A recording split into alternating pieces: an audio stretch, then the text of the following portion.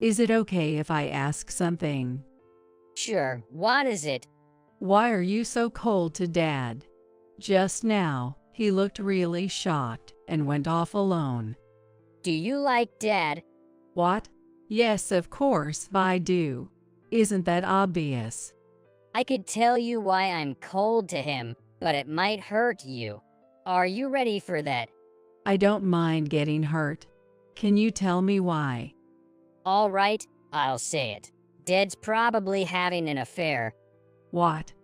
My son suddenly accused his husband of having an affair.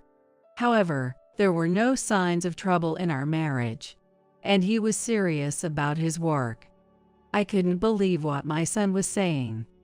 Yet, he has an IQ of 140. He wouldn't say this without any basis. I decided to listen to my son's detailed story and verify the facts together. After 15 years of marriage, it seems I had been cheated on for 10 years. Moreover, my husband was likely planning a trip with his affair partner. Could it be? Since that time, it seems I've been cheated on for 10 years.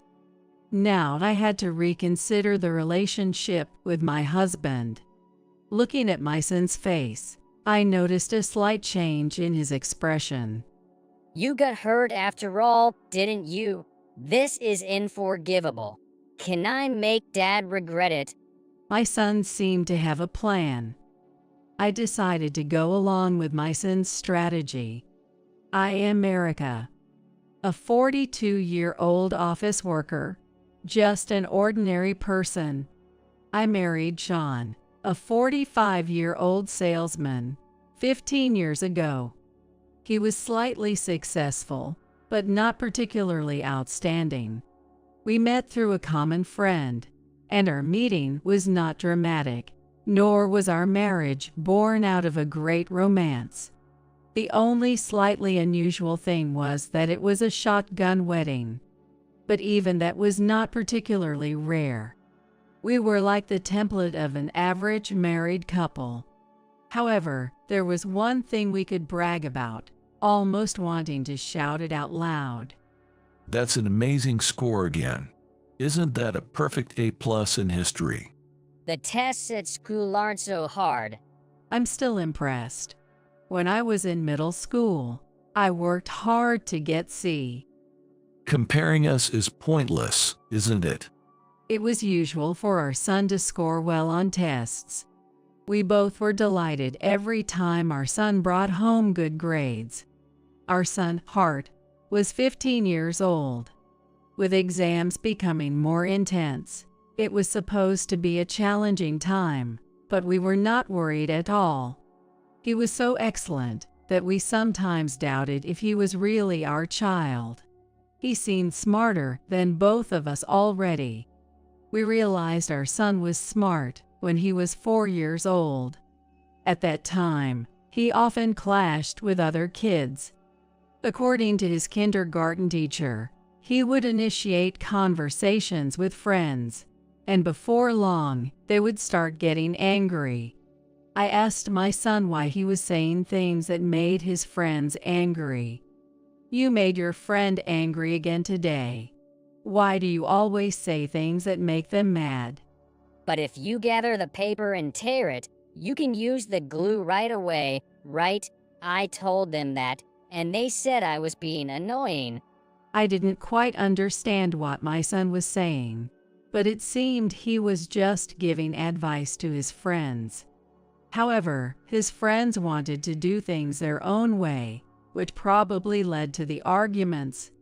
As such clashes with friends continued, and we couldn't quite grasp the situations, my husband and I wondered if our son might have a developmental disorder, so we consulted a hospital.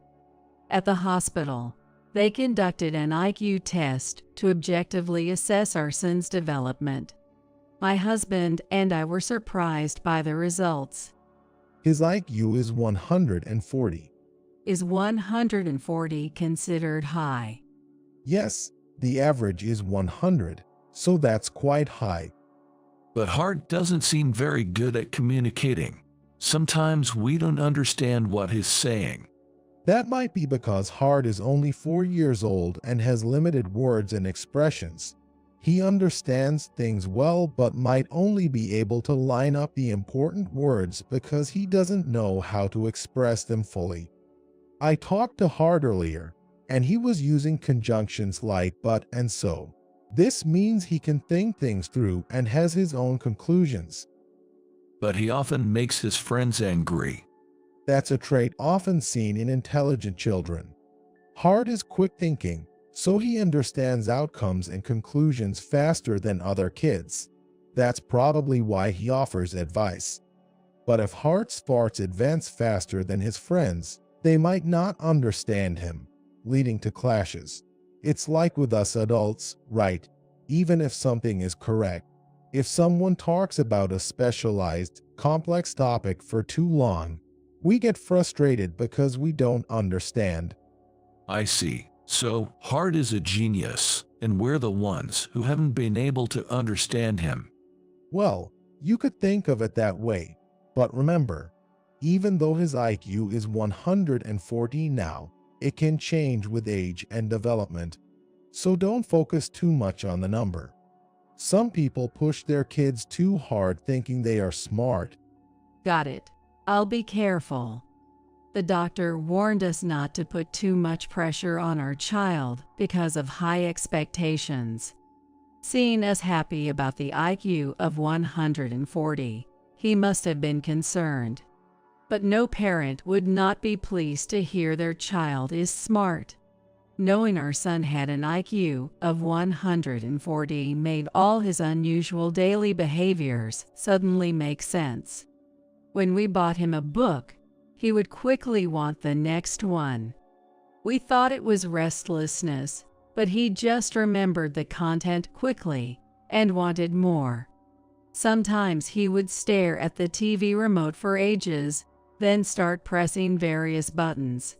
We thought it was mischief, but he was curious about how the remote worked. I was happy about my son's high IQ, but I was also pleased to understand his thoughts better. He had an interest in various things and absorbed knowledge rapidly with high concentration. The doctor said IQ could change, but my son remained intelligent. Just imagining his bright future made me happy. However, around this time, a dark future was approaching without my knowledge. After our son took the IQ test, my husband began to put more effort into his work than ever before. He started working late and often went out saying he needed to study on weekends. While it's good to be diligent, I worried he was overdoing it. Working hard is good, but are you okay? You know, many people get sick from overworking, right? Don't worry, I'm fine. Hart will need more money as he enters elementary school, right? He might want to go to tutoring or attend a private school. Plus, Hart is smart, so I, not being very bright, have to show some effort to maintain my dignity as a parent. His joke-laden response made me realize he wasn't overexerting himself, which reassured me. As Hart entered elementary school, his vocabulary and expressions grew, and we no longer had trouble understanding his conversations. Why do we have to get permission from the teacher just to go to the bathroom during class? Is going to the bathroom such a big deal? If you go without telling, the teacher won't know where the students are. I see. But then, wouldn't it be better to have a sign on the desk saying toilet? That way, there's no need to interrupt the class for permission, and the teacher can still keep track of where everyone is. But then, some kids might put up the sign and skip class instead of going to the bathroom. If they slack off and end up in trouble, it's their own fault, so why not just let them be? That can't happen. If something goes wrong, it would be the teacher's responsibility. Enforcing rules and bearing responsibility.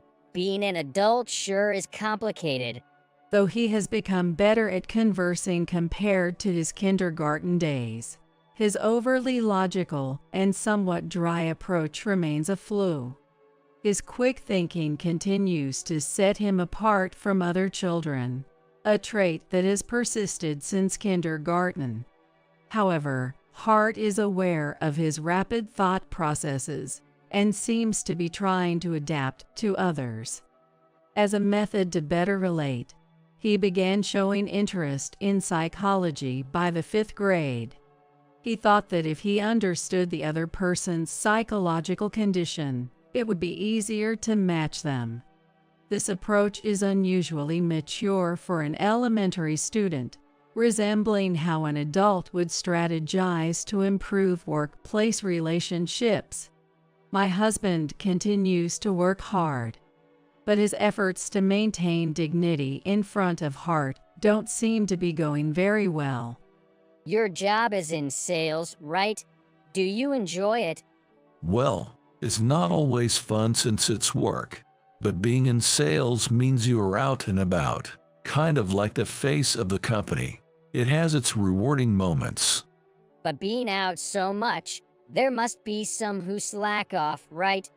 Well, there are some like that, I guess, but I don't do that. I'm not saying you're slacking off. That's right. Hart tries hard to fit in with those around him. He may have a dry side, but he never looks down on others. However, for some reason, he seems particularly cold towards his father. Do you think Hart hates me? I don't think so. He knows you work hard. But he's not cold to you like he is to me, right? Well, maybe. They say a father can never beat a mother in parenting. That's a tough spot to be in. My husband is facing a classic paternal dilemma. Given Hart's logical nature, trying to change the way he interacts or buying him off would likely be counterproductive and seen through by Hart. It seems the only option is to work harder to impress him and show how great a father he is. Putting my husband's concerns aside, Hart continues to grow. After graduating from elementary school, he moved on to a local middle school. Now in his 2nd year of middle school, it's time to start preparing for exams seriously. But there's no need to rush or worry about Hart. However, now that he's in his early teens, his adolescent phase is a new concern. Studying all the time can cause stress, right? It's Sunday today. Want to go out and have some fun. I like studying, so I don't get stressed. Actually, being forced to go somewhere I don't want to is more stressful. Is that so? Sorry about that, then. Keep up the good work with your studies. By the way, where were you planning to take me? Well, how about a museum? It's different from seeing pictures and textbooks. Seeing the real artworks can be a great experience, don't you think? Have you ever been to a museum? Not yet, but I thought it might be good for you. So, does that make you want to go? Did you not hear me say, by the way? Hart cut off the conversation with his father and left the living room. Left behind, my husband seemed as if he had been heartbroken and wandered out of the house alone. Watching the interaction between Hart and my husband, I felt sorry for the latter, left behind. In the past 3 years, Hart has become even colder towards his father. It's a bit pitiful for my husband. Deciding to help, I approached Hart for a talk. Hart, are you studying? Can we talk? Sure, what's up? As I entered Hart's room, he stopped studying to talk. I'm sure if it were my husband, Hart would have asked him to leave so he could study. Why is he so cold towards his father? Given my son's quick perception, I knew he would immediately sense the real question I wanted to ask. Deciding against any roundabout tactics, I chose to ask directly, "Why are you so cold to Dad?" Earlier, he was shocked and left the house alone. My question seemed to pose a complex problem for Hart, leading to a pensive silence in the room, filling me with an odd tension. After a moment, Hart began to speak with a troubled expression. Do you like Dad? What? Yes, of course. His unexpected question took me aback. Although I answered honestly, it seemed to trouble Hart even more. Your words seem genuine. Of course, they are. I could tell you why I'm cold to him, but it might hurt you. Are you prepared for that? What are you talking about? I didn't understand what my son said, so I was confused. It felt like talking to the young Hart. But when he was in kindergarten, he just couldn't express his thoughts well, so he had many things in mind and understood. Now he still must have comprehended something significant to pose such questions. Therefore, if I ask why, I will get hurt, as my son says. Nonetheless, for the sake of improving the relationship between my son and husband, I needed to hear it. I steeled myself, bracing for what was to come. I don't mind being hurt. Can you tell me why? Your response seems genuine too. So, I'll tell you. I think Dad might be having an affair. What? I was stunned by his unexpected revelation. An affair. But our marriage isn't troubled, and he's diligent at work. I found it hard to believe my son's claim. That can't be true, right? What's gotten into you all of a sudden? I'm still speculating, but Dad often lies, especially about work and the company. So, I thought maybe he's having an affair with someone from work. When has Dad ever lied? He lied just before. He said he's never been to a museum, but I think he has. Remember when I was into psychology books in 5th grade? I learned how to spot lies then. Is that about observing eye movements or voice tone? Can you really detect lies that way? I use more advanced techniques, like leading in conversation and spotting the immediate reactions people show when they lie. You showed confusion and resolve when I asked you earlier. I draw out and observe such reactions during conversations. So, you've been spotting Dad's lies since 5th grade. Right. The first time I thought Dad was lying was when he denied slacking off. It wasn't about slacking off, but something felt off. Over these 3 years, the lies I've pieced together point to an affair. But as I said, the affair is just a hypothesis. Still, I believe Dad is unfaithful, and I can't be close to someone like that. No matter how smart my son is, I found it hard to believe he could easily detect lies. However, as long as he believes my husband is unfaithful, the problem remains unresolved. I pondered how to mend their relationship. It'd be good if I could be certain my dad isn't having an affair. I see. It seemed he could read my thoughts, making his lie detection claim more credible. But how can we find out if he's not having an affair? I need your help with something I can't do alone. Okay, what can I do? I've researched that if someone is having an affair, it might show up in credit card histories.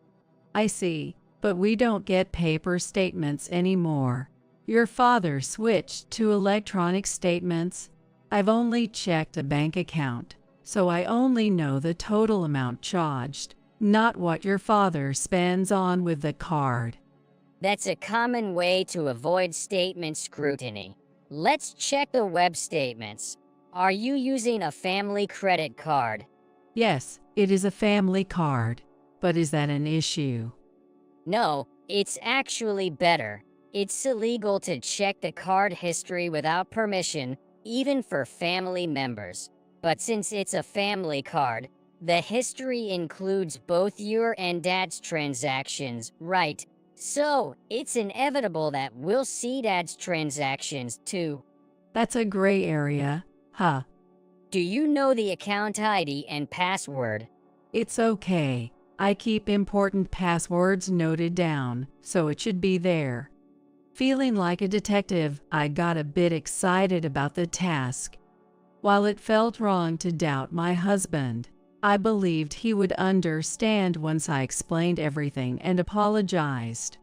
More so, he should be grateful if this helps improve his relationship with our son. Together, we accessed the computer to check the credit card statements and found several unbelievable charges. What is this? These charges? These hotel names clearly suggest they are motels, visited every 1 or 2 weeks. There's always a restaurant payment before each motel visit.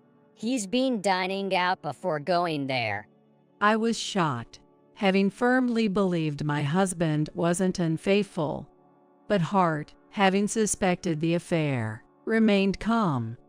Why would he engage in an affair? There's no real reason for affairs.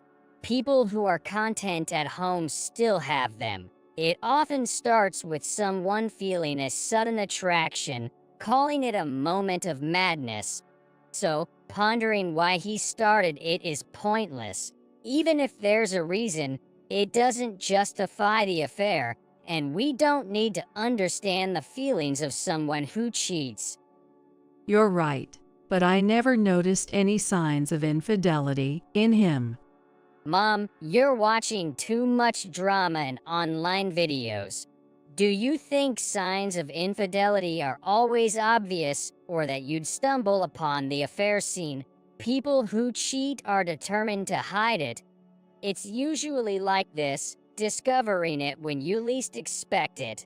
As I grappled with the shock of my husband's affair, Hart methodically continued to check the online statements. We can only see transactions from up to a year back. I wonder how long this has been going on. The duration of the affair is important, right? It was about 10 years ago that he started putting more effort into his work. Could it have been since then? I might have been cheated on for 10 years. You remember well, even though it was 10 years ago. It was right after Hart took the IQ test. That's why I remember.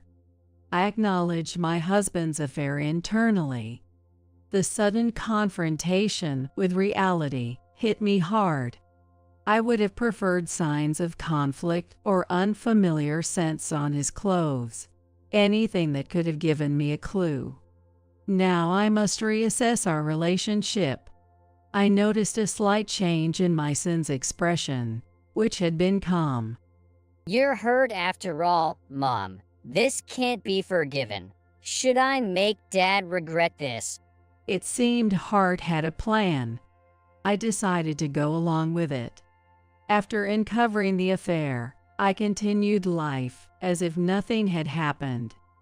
There's a business trip next week. Business trip? That's rare. When is it?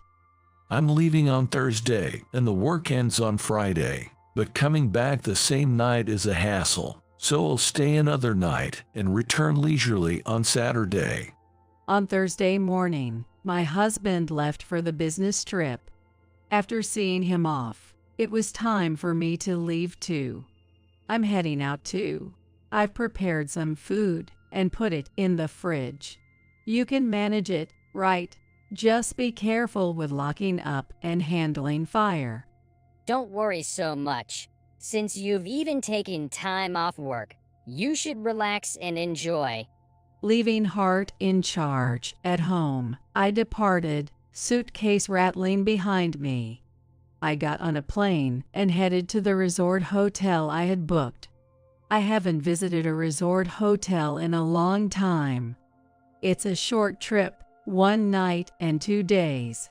but I plan to relax at the pool and get over my daily fatigue. I arrived at the hotel. It is much bigger and nicer than the picture. I felt an urge to explore.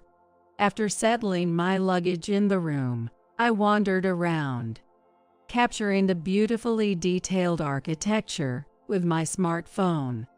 I plan to show the videos I captured to my son upon my return. After enjoying or relaxing in the pool and indulging in delicious meals, I felt content. The next morning, I checked out hotel, but didn't leave the hotel immediately. Instead, I sat in the lobby. After a while, I saw a familiar face with an unfamiliar woman and approached them. What a coincidence meeting you here. Have you visited the famous waterfall? Or is sightseeing next on your agenda? What? Why are you here? My husband reacted as expected. I claimed it was a coincidence, but of course, it wasn't. I had targeted this place knowing about my husband's affair. I checked the web statements. You paid a travel agency with your credit card, right? I called them. When reviewing the web statements, Hart noticed the payment to the travel agency. Knowing the company's name, I called them, pretending I needed a brochure because I lost mine. I was nervous about picking up the brochure in person, fearing recognition if my husband had booked with his affair partner. Still, fortunately, the staff didn't remember the faces of their many clients. I easily obtained the brochure, revealing my husband's travel destination, and casually confirmed where he would be staying. Is this the food from the hotel I'm staying at? No, you're staying at the place in this picture. Matching the travel dates with his supposed business trip made it easy to pinpoint the location and time, leading me to confront the affair scene. Is this your affair partner? What are you talking about? I told you it's a business trip. This person is from work. Even without hard skills, it was obvious he was lying. His attempt to remain calm while panicking was evident. I see. This is how Hart discerned his lies. Oh, she's your colleague, I see. Thank you for always taking care of my husband. Would you mind if I take your business card? The two exchanged a silent, uneasy look before the woman reluctantly handed me her business card. See, the company name matches where I work. She's a coworker. You understand now, right? It's all a misunderstanding. Just go home. All right, I get it. She's a coworker. But isn't it inappropriate for coworkers to share a room? How do you know that? Struggling to suppress a smile, I showed him the video from my phone, which occasionally captured him with a woman, including entering the same room together.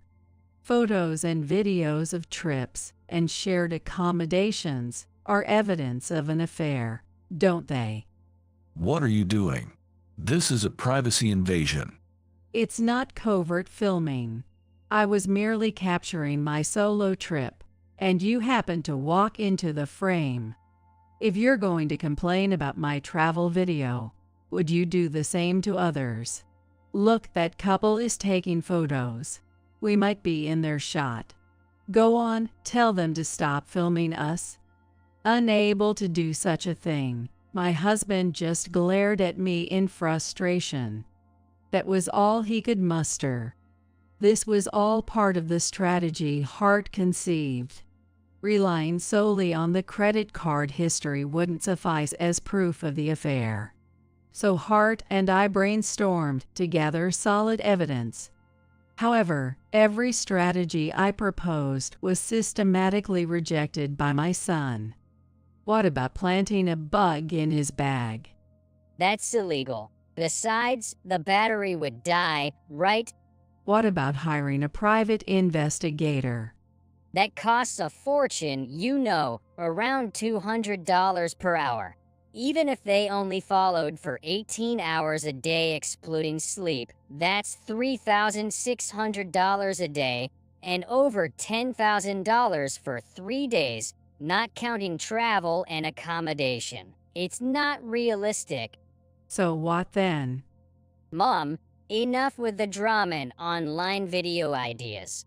Let's think of something more practical.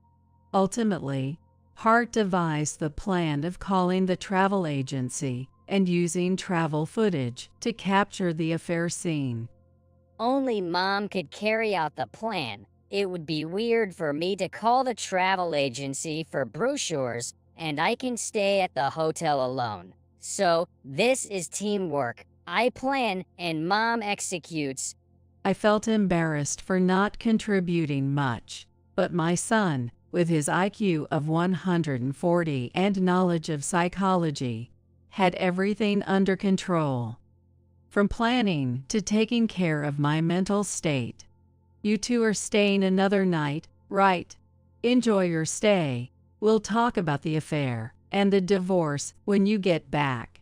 I ended my trip on a high note after refreshing at the hotel and obtaining evidence of my husband's infidelity. Afterwards, we got divorced. Naturally, we divorced smoothly due to the evidence.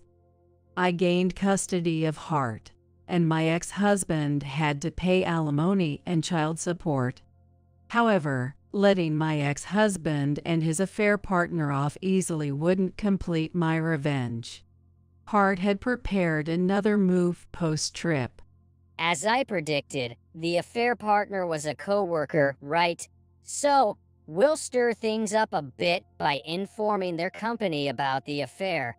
Got it. So we contact their company to report the affair, hoping for some action against them. Affairs are private matters. The company can take action. Plus, unnecessarily spreading the word about the affair could lead to defamation charges against us. Forget the drama and internet videos, okay? Well, sorry, but what do we do then? Did you get the affair partner's business card? Yes, I did. You didn't talk to the affair partner or ask Dad about her, right? Nope. I followed Hart's instructions. So, we only know about the affair partner from the business card. Exactly. We're supposed to send a certified mail for the affair damages, right? Normally, it has to be sent to the home address. But since we only know her name and workplace, it seems we can send it to her office. I see. So if the office receives the mail for affair damages, the affair talk spreads, making it awkward for them at work. Not quite. Others can't open certified mail, so nobody will know it's about the affair. But rumors of the affair might already be circulating in their office. When mysterious certified mail is delivered to the company and Dad gets divorced, others will likely start gossiping more. The plan unfolded just as Hart envisioned. The affair rumors spread at their workplace, forcing both to resign.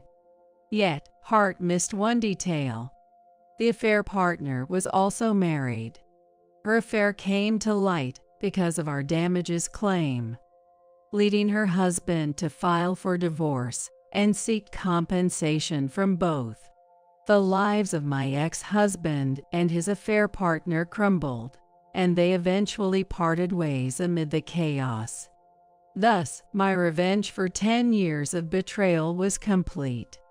After settling the matter with my ex-husband and reflecting on everything, I realized something. I watched my son devise the plan, but it wasn't that he knew everything from the start. He researched what he didn't know and applied what he learned. I learned from my son that being smart isn't just about having a lot of knowledge.